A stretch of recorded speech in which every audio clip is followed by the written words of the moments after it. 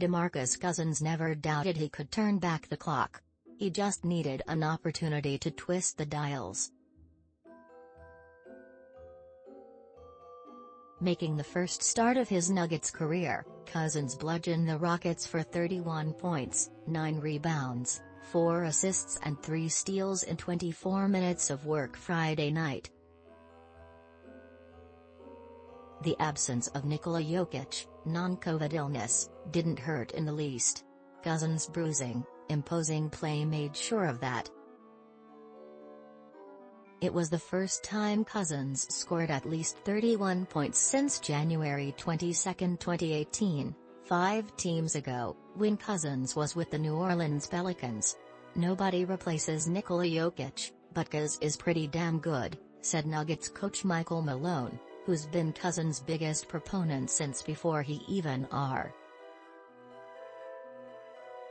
Malone said he and Denver's front office watched Cousins work out before he signed with Milwaukee.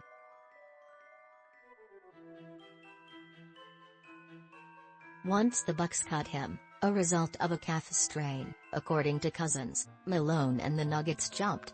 "Most people had given up on him," Malone said following Friday's 116-101 win. "All you need is somebody to believe in you." Malone always did. He'd tell anyone who listened that when they were together in Sacramento, he never had to worry whether Cousins would show up on a given night. Cut from the same cloth, Malone said he always appreciated his effort and his intensity. That aligned with the Nuggets' need for accountability in the locker room. Numerous players said Cousins, a 4-time All-Star, garnered respect immediately. But his policing has been pragmatic, a lesson he said he had to learn at other stops throughout his circuitous journey. Cousins acknowledged he's had to cater his message depending on which locker room he inhabited. But he was always going to be himself, encouraging his teammates, egging on the crowd, jousting with opponents or sharing his thoughts with officials. David Zalubowski, the Associated PressDenver Nuggets center DeMarcus Cousins, right, argues for a call in the first half of an NBA basketball game against the Houston Rockets Friday, March 4, 2022, in Denver.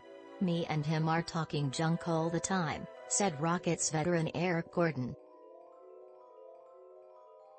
"The dude had a very impressive game.